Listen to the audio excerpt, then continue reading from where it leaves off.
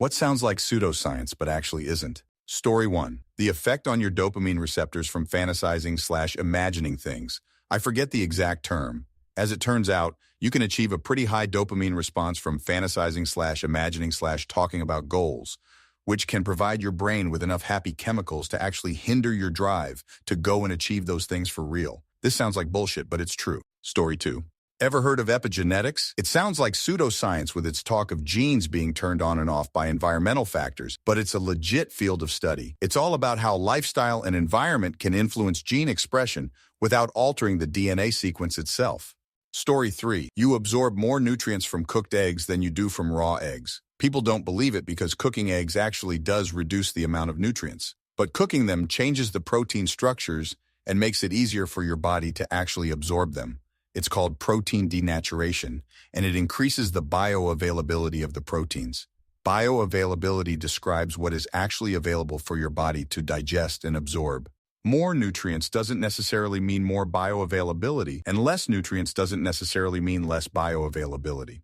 Story 4. The bacteria in your intestine exist to digest the foods you usually eat. If you stop eating those foods, the bacteria will die, so they send a message to your brain causing you to crave those foods. If you're trying to give up French fries, for example, it will take about 4 weeks to kill all the bacteria accustomed to digesting that food, and you will continue to crave it while they live. It also may be possible to lose weight by getting a fecal transplant from a thin person. The only problem is, it is also possible to get a mental illness, potentially from that same person, so they should be screened carefully. Story 5. Eye movement desensitization and reprocessing, EMDR. Essentially, you look at a moving light or object in the therapy room as you process painful memories, as in PTSD and related trauma disorders. It's very effective for most people and typically works faster than traditional therapeutic models. Sometimes the relief is apparent even after one session. It's broadly applied to PTSD, anxiety disorders, phobia, dissociative disorders. EMDR is indicated for a wide variety of life challenges. Privately, I call it the little miracle. There are times when it appears to be almost mystical, but then the human mind is vast and endless, and we know very little about it. Story 6. B.F. Skinner's air crib. In psychology, B.F. Skinner is considered the father of behaviorism, and he wrote a sci-fi book called Walden 2, which featured some of this. What he's less known for today, but was well known for back in his day, was his air crib for babies. It was basically a ventilated and climate-controlled box enclosed by plexiglass. It was padded but similar to a doctor's chair with paper that rolls out and replaced with new paper. In this case, it was rolled out for hygiene, messes, etc. And parents who bought and used one for their kids loved it because their kids were content and comfortable. But the masses and media thought it was crazy. They claimed Skinner was nuts, and the air crib was basically a terrarium for children. Skinner invented it because his research determined that the main reason babies become upset and cry, besides being hungry, is that they are uncomfortably too warm or too cold. His research showed that if a baby has a perfectly controlled environment and is comfortable, it won't keep waking up at night crying, and parents will get more sleep. Plus, since you didn't need blankets and sheets, nor did the baby need all sorts of clothing to wear, parents didn't have to constantly do laundry. Again, critics ridiculed the air crib, claiming that it was a horrible Skinner box, which was a totally different thing he used for experiments. They even invented stories about babies dying or growing up crazy, and that Skinner's own daughter ended up committing suicide as a result of her being raised in an air crib, which is funny because Skinner's daughter would later claim that she was very healthy and alive and had no horrible memories of the air crib. Ultimately, the thing that's interesting about the air crib is that it's really just a technological upgrade from the very thing most Finns put their babies in. When a woman in Finland gives birth, they are literally handed a folded-up cardboard box, and when they get home, they unfold it, put a little padding at the bottom, and that's it. No fancy, elaborate crib. A cardboard box. The Finns have one of the lowest infant mortality rates on the planet, 2.1 per 1,000 born. By comparison, the United States, Slovakia, United Arab Emirates, and Bosnia have nearly the exact same rate, around 5 to 5.1. You can't really buy an air crib anymore, because no company is willing to associate itself with the constant criticism of the device, regardless of how successful it was to numerous couples in the 1940s and 50s, but you can build one yourself. Story 7. Visualizing and mirror neurons. Research has showed that visualizing is actually incredibly powerful. It activates both motor neurons and mirror neurons, Watching someone do a squat with good form and visualizing yourself executing that same motion with good form are almost the same to your brain as physically doing it. So if you're working out, learning a dance, etc., watch videos of other people doing it. Close your eyes and visualize yourself doing it, moving through the motion, and then when you go to do it, it will be easier. Story 8. Mycelium.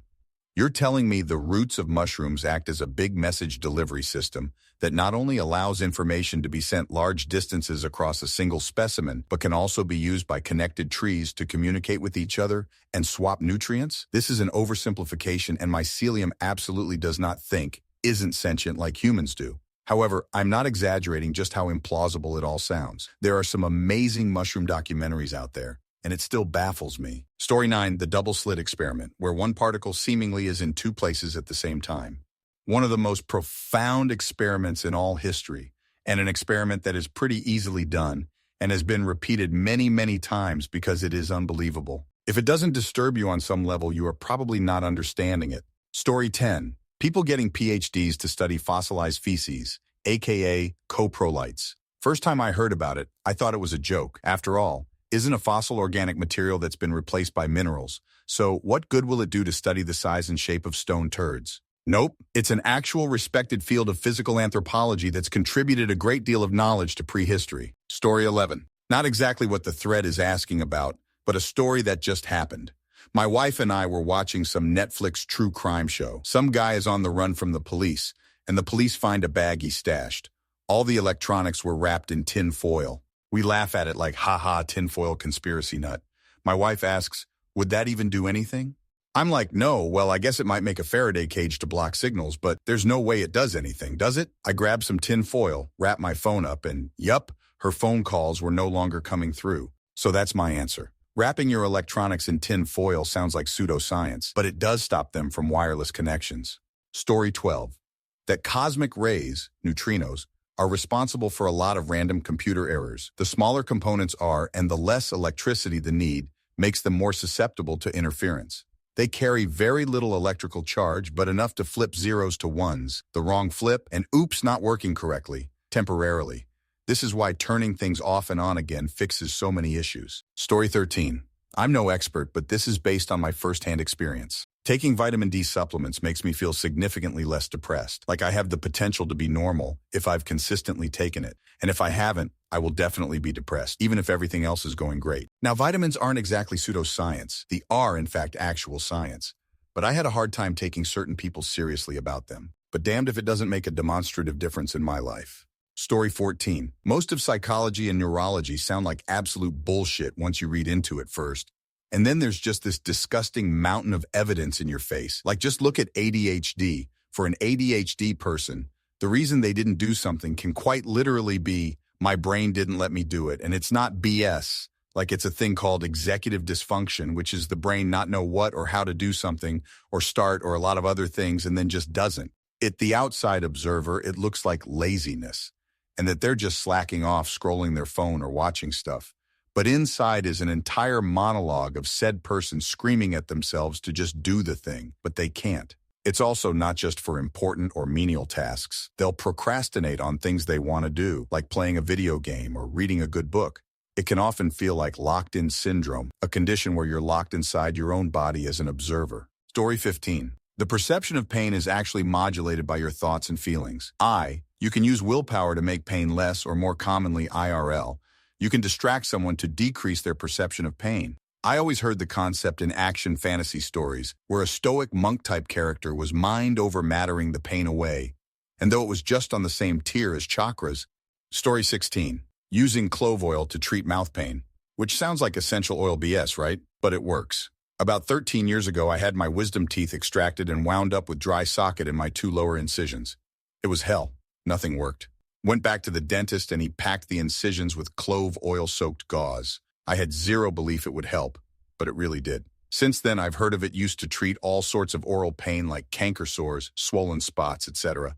Story 17. You get more nutrients from food the more you enjoy said food. It sounds like bunk, but they did a study where 2 women were tasked with eating, in particular, food from their home country, food from the other woman's home country, and their home food, but blended into a paste. Despite both meals having the same nutrition content, IIRC, The women got more nutrients from their home country's food, and less from the foreign food, and even less from the paste. Story 18. Ketamine therapy. It's usually put in the same category as ayahuasca or other spiritually enhancing.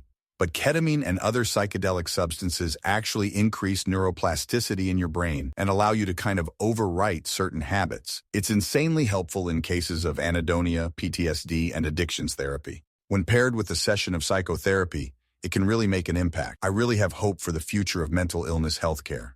As story 19, there is an area of your brain that maps pain called the somatosensory cortex, and you would think that the larger organs would take up the most space on the cortex, but it's often the exact opposite. Your hands and your lips take up more bandwidth in your brain than other body parts that are significantly larger. The map of your body parts is mostly in order, like your hand is next to your wrist, which is next to your arm, but the mapping also seems kind of random. For example, your genitals are mapped right next to your toes. Story 20. Apparently, if you bombard a fractured bone with certain kinds of electromagnetic and/or ultrasonic energy, it will heal faster and better than if you hadn't. Bone stimulators have been in common use for a couple decades now and work just by being near the fracture site while powered on. Sounded like a bullshit medical scam to me, but I had two friends who got essentially the same wrist injury and the one who was prescribed bone stimulator therapy and could actually afford the rental on the device, Murica, healed up much faster. Story 21. Seeing with your tongue is possible by wearing a special helmet with a camera and an electric plate on your tongue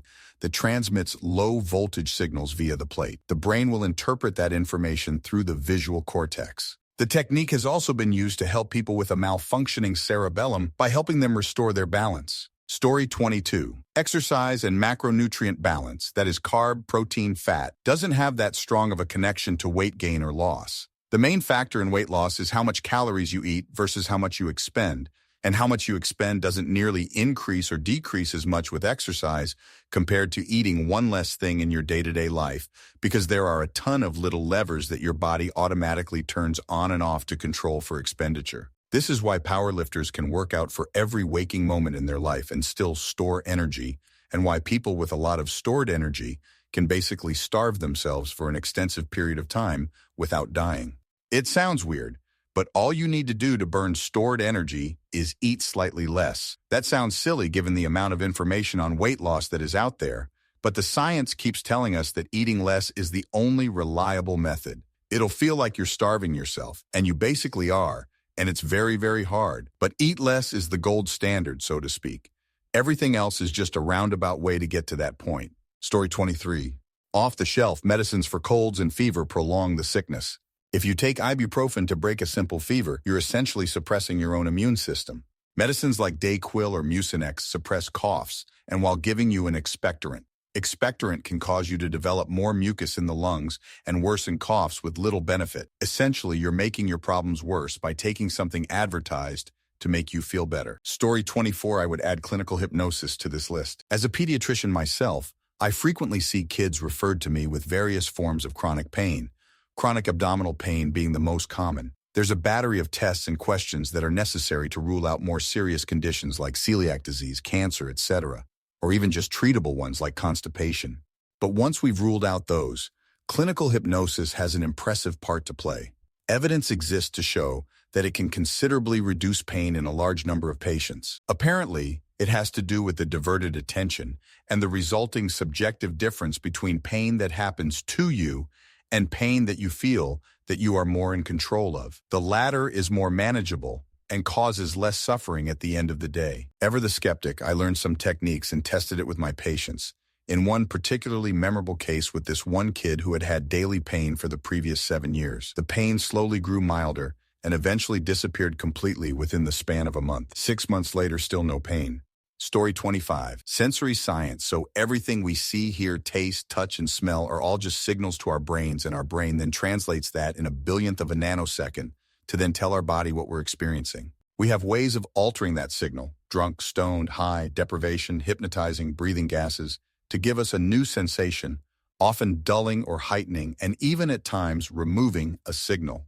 When we do that, we may have hallucinations, which is the ocular signals transmitting signals that the brain says is there but isn't, or being hypnotized to not taste vegetables to overcome a distaste for plant-like food. Then we have the fun ones. Helium, it alters your vocal cords, and you hear yourself in a higher pitch, even though naturally we try to adjust to our natural range. Morphine removes all sense of touch, pain, and completely relaxes all of the muscles, leaving the user in a blissful sleep state for recovery. Now, the kinkiest one, deprivation, you take away the ability to move and the sense of sought and leave it all to touch, heating, and taste that sends some people into a higher euphoria state, while sometimes it can also lead the mind into a state of shock, leaving the person with nightmares and PTSD. So the solid question is, are we just a brain in a naturally growing life support system that is living in a colorless world? Or are we truly alive and experiencing this world firsthand in all its splendor and color? Story 26. Skin-to-skin benefits for mom and baby.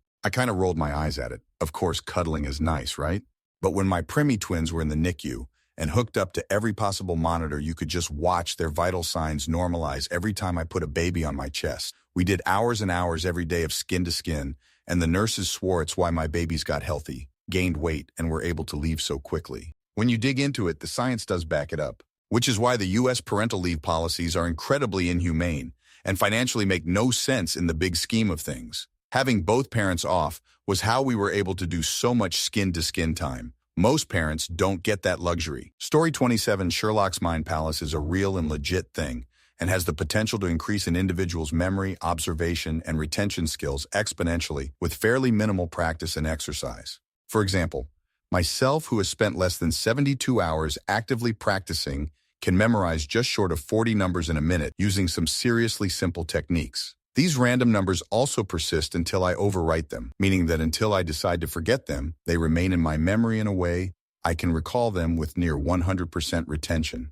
After about 3 months with no rehearsal is when retention drops, but not by much. These skills can also apply to things that seem superhuman, like memorizing names and faces, words and definitions, doing, seemingly, impossibly rapid mental calculations on problems that are difficult to do even with a calculator, or even remembering every event every day for the rest of your life. Far more advanced, but apparently this is possible, and I believe it. I've seen some less crazy examples, like an individual memorizing the entire New Testament word for word. He demonstrated this by recalling passages forwards, backwards, and from the middle, using the journey method. This is a lot less crazy than it sounds. Memorizing poetry word for word in 5 minutes or less using the same method. To me, it's fascinating. If anyone is interested, you can head to Art Off Memory forums, just Google it, or read Moonwalking with Einstein by Joshua Foer. The Victorious Mind by Anthony Metivier is also a great resource, as well as one of Tony Buzan's memory books. All are good resources. Story 28. Muscle memory. And I don't mean this in the sense of memorizing patterns of movement such as learning how to kick a footy or doing a backhand, swinging a golf club, etc. There's an idea, which sounds like complete bro science. It was told to me by a really, for lack of a better word, sorry, I couldn't think of a more sympathetic word. They honestly taught me some valuable info, me being a complete nerd having no clue what to do at the gym. Anyway, I think it was the phrasing which made me think it was bro science. I'd say there's definitely a more specific scientific term for it. Anyway, the idea is that when you build a lot of muscle over time, then lose it, you get back to the gym and rebuild it extremely quickly. Like in a fraction of the time it took you to build initially, the whole thing just sounded like bro science to me. However, I can confirm it's true because it happened to me. I'm guessing it's got something to do with tour body remembering the sequences of proteins and amino acids once you build the muscle. And that's one of the biggest hurdles in building muscle. Once you've built it, your body remembers how to build it back. If for some reason you get extremely lazy and stop going to the gym for 2 years like I did, whoops. And of course, I'm not that smart either because I don't know the exact name of this phenomenon. If anyone can be bothered finding it on Google for me, that would be fantastic. Or maybe it really is called muscle memory and I'm being a prejudiced cunt. Who knows? Story 29. Something people consider pseudoscience but isn't. The 100th monkey effect. The 100th monkey effect refers to the phenomenon where a new behavior or idea spreads rapidly through a group once a critical mass of individuals, around 100, has adopted it. The term comes from a 1950s study on Japanese macaques, where a group of monkeys learned to wash sweet potatoes before eating them. As more monkeys learned this behavior, it suddenly spread to other macaque populations on neighboring islands without direct contact. While the original study has been criticized for methodological flaws and lack of concrete evidence, the concept of the 100th monkey effect has been misunderstood as pseudoscience. In reality, it highlights the power of social learning, cultural transmission, and critical mass in shaping behavior and ideas. So, while the original story might be exaggerated or misinterpreted, the underlying principles of the 100th monkey effect have merit and continue to inspire research in social psychology and behavioral science. Story 30. The whole thing with dissociative identity disorder, or other lesser-related disorders, that fusing back into one person is seen as less and less important in psychiatry as time goes on, and just living as multiple people in one body is seen as valid if the system chooses so. It's hella fascinating that we're capable of conjuring up actual fully blown people inside our brains, and symptoms like headache, nausea, and intense brain activity when switching seems to suggest there's functionally no difference to them from the original personality you've had from birth. And it's a powerful coping mechanism too. Story 31. Most autoimmune diseases can be controlled/prevented/eliminated through diet. The autoimmune epidemic in America is mostly because of our food system. Half the women I know have thyroid issues. Everyone has IBS or poor digestive gut health. Everyone has allergies. This isn't what life was like when I was a kid. I used to think, yeah, okay, until I quit dairy altogether. And my Seaver mountain cedar allergy 95% went away. I even vacationed in mountain cedar heartland, shook a cedar, and watched the pollen cloud come off, and I was fine. In my case, taking in large amounts of whey protein for bodybuilding seemed to be the issue. I went vegan for 6 years with incredible results to health and fitness inflammation. I eventually reincorporated meat but avoid dairy as much as possible. In my wife's case, Hashimoto's disease, her immune system attacking her thyroid, was brought down to levels that wouldn't indicate disease by working with a dietitian and identifying her triggers. Corn was a huge one.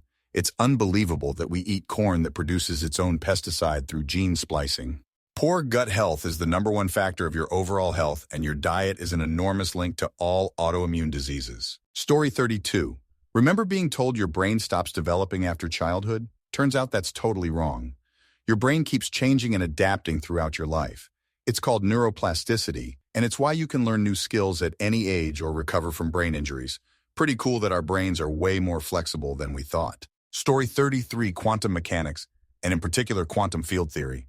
A particle can be described as a creation operator that, at a given point in space-time, acts on the vacuum state to excite it with given energy, momentum, and spin. It shares properties of classical particles as well as classical waves. Measurement results can only be predicated probabilistically. Sounds like made-up black magic for some sci-fi story. But it actually predicts consistent results in experiments. But I am not surprised that the MCU slaps the word quantum on anything with the feature "can explain it." So lazy to come up with my own pseudo-explanation. Story 34. I'm late to the game, but I've got an incredibly interesting one. There's something called a flow state, and it is 100% real, verified, and recreatable. A flow state is something we have all experienced in our lives accidentally. It's that perfect level of attention where you just dive into what you are working on. Your attention and focus are dialed in to the point that the rest of the world just fades out. Flow state even produces different brain activity than normal thinking. This is excellent for cultivating creativity and accomplishment. Story 35. The legitimate medically proven treatment for many cases of vertigo is teaching patients how to realign the crystals in their body. In your ear, you have calcium carbonate crystals called otoconia or canaliths and little hairs. And the way those two things interact is a huge part of how you register balance and orientation. Dislodging those crystals through some sort of injury, infection, etc., can often lead to disruptions in a person's sense of balance. One of the most common medical treatments for people experiencing this problem is a set of maneuvers that's designed to help reposition those crystals called the Epley maneuver.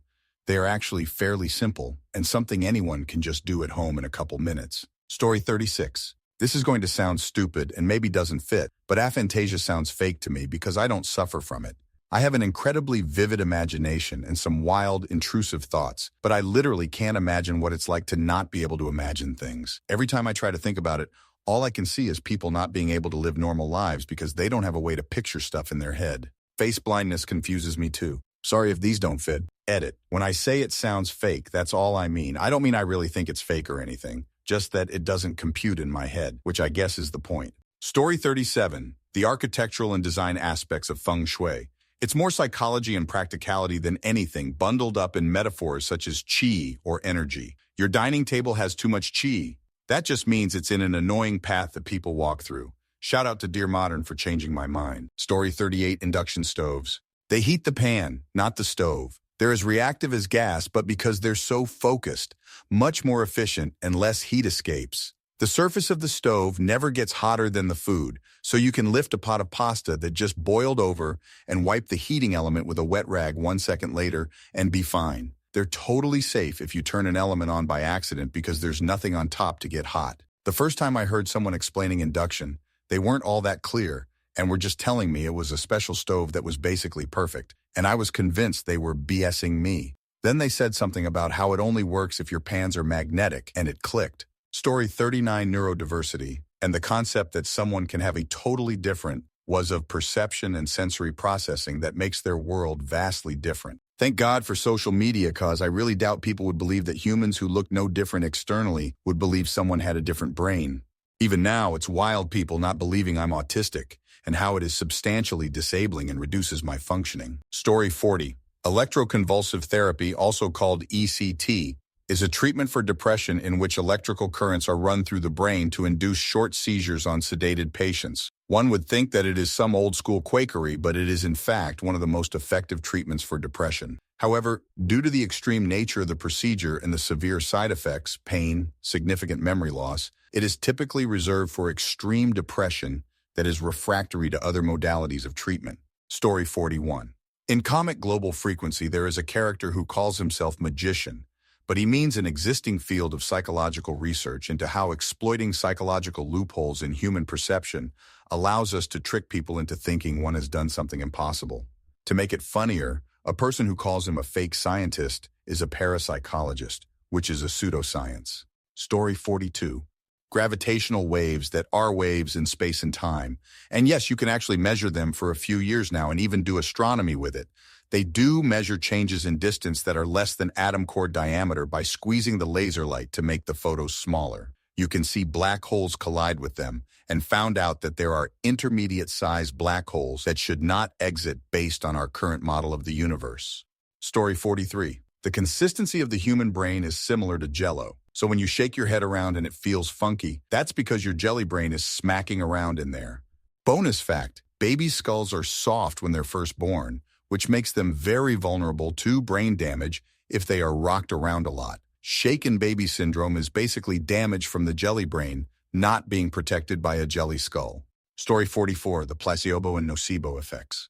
Although the exact mechanisms behind them are still not fully understood, the placebo and nocebo effects are fascinating and on face value seem like nonsense. In the case of the placebo, a substance or treatment with no active ingredients can still lead to the perception of real improvements, such as reduced pain or alleviated symptoms, possibly simply because the person believes it will help them. Conversely, the nocebo occurs when negative expectations cause harmful or unpleasant effects, like increased pain or nausea, again simply because the person believes it will harm them.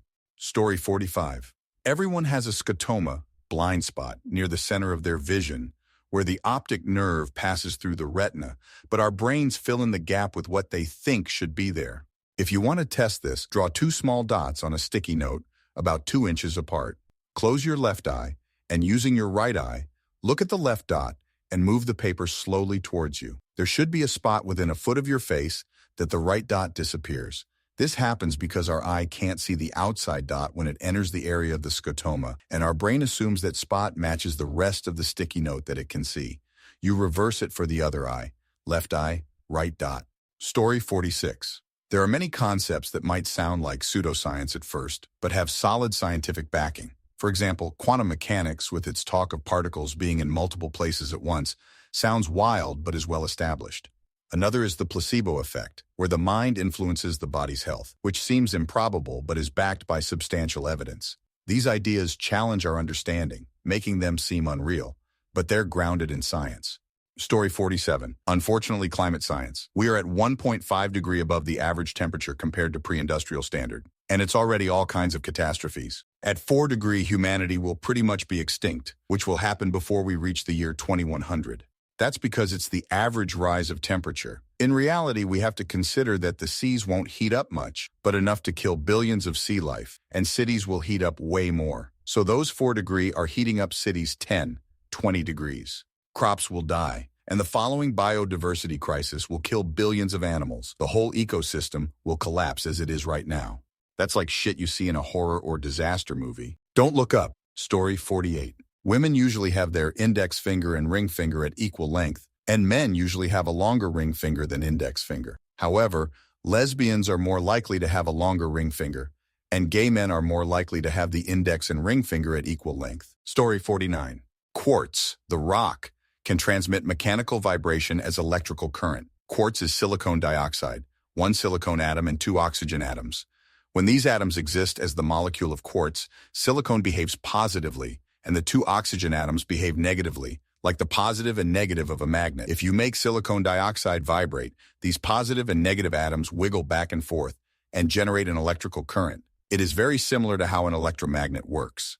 A real-world example of this being used in technology is in acoustic electric guitar pickups. A strip of silicon dioxide is placed somewhere on the guitar, and it has two wires coming out of it that eventually lead to a guitar amp or speaker system. When the guitar string is plucked, the vibration wiggles all of the molecules of the strip, and an electrical current is sent through the wires to a speaker. Edit. My ultimate tinfoil hat conclusion of this is that every single thing in the universe is simply electricity, positive and negative atoms on a micro and macro scale, all wiggling back and forth from each other, generating electrical current and making everything happen the way we see it. Story 50. Essential oils when it comes to actual aromatherapy and sanitizing air circulation. Like there's plenty of science behind both and their uses and efficacy, but it's just seen as false or not marketable since it can't be patented.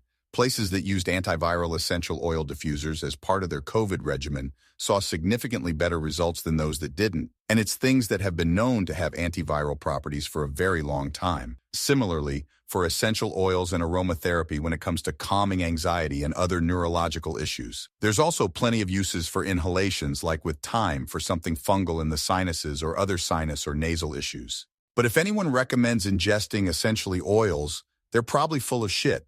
Most are very dangerous to ingest. They also shouldn't be used extensively around small children or babies. Story 51. If you have low levels of cerebrospinal fluid, happens sometimes if you have a lumbar puncture that doesn't reseal, you'll get a really bad headache, like ready to throw up bad. If you lay down horizontally, the headache disappears almost instantly. Stand up, it comes back on decently fast. Lay down, it's gone again. The mechanism itself is pretty simple. Proper fluid pressure for your brain. But the change in how you feel is so dramatic that it feels like magic. Story 52, lucid dreaming. Keeping a dream journal and recalling your previous dream a couple times through the day is enough to increase it over a very short amount of time. Funny enough, too much lucid dreaming can reduce the quality of your sleep. Science is still not 100% on dreaming, but the general consensus is that it's your brain shitting out unnecessary information. Story 53, Planet 9. There is a hypothetical extraplanet in the solar system that has a very distant orbit and can't be directly observed because it's so far it doesn't reflect the light of the sun. Its existence is proposed based on its gravitational effects on smaller bodies in the solar system, though it's still debatable. If it really exists and they won't call it Nibiru, I'll be mad. It has such a meme potential. Story 54. I have two things that I usually do, but I can't explain it. But if an expert explains it to me and others, it still boggles my mind. Baking, especially yeast behavior. I can bake bread, mind you, but I don't think I fully comprehend the full explanation of how it works. I just know it works, so I do it. Molting, and the absurd similarities of its behavior as an ailment in people named psoriasis. I have them, but the explanation of its behavior baffles me. I can comprehend theories and principles of computer science, artificial intelligence, and electrical engineering, but I guess that is where my brain draws the line. Story 55, oh my gosh, relevant thread to my situation. I've had sleep paralysis half my life and I'm in my 30s. They used to come in waves, would get a few in a week and then nothing. However, lately, I'm having them most nights.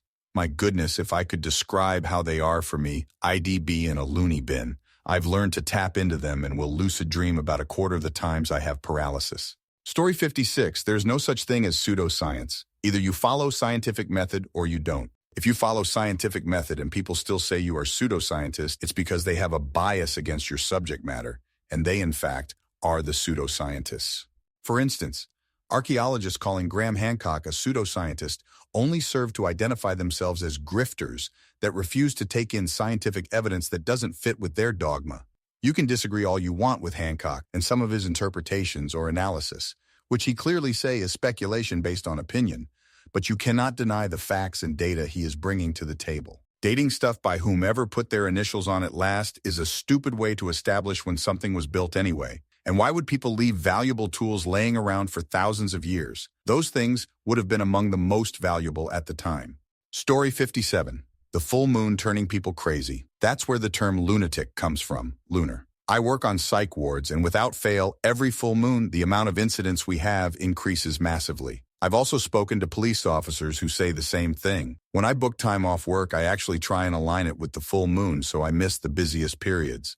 I didn't believe it when I first heard it, thought it was pseudoscience, just a load of woo-woo, but after working on psych wards for 8 years now, it's consistently completely true. Story 58. Eye movement desensitization and reprocessing therapy was weirdly effective. Imagine having social anxiety for 10 years then. When you go to get help, they ask you to look side to side and wave a tuning fork around your head. And after a few months, you're cured. I'm simplifying. But studies have been published, so more science than pseudo. Story 59. So this probably has a very iffy position on this list due to a lack of science done on it at all, and I would do that science if I could. But for the past 50, 60 years in Denmark, there's been this thing called body therapy, kroppsterapi. It's a form of massage, some exercises, and a bit of talking that helps with your mental health issues. They've borrowed a lot of their vocabulary from TCM, which only makes it sound crazier. The bladder point on your left foot is very sore, which is a symptom of a lot of anger. I swear, though, it has helped me like nothing else. It's gotten more and more steam in the last 10 years as other people experience the same thing.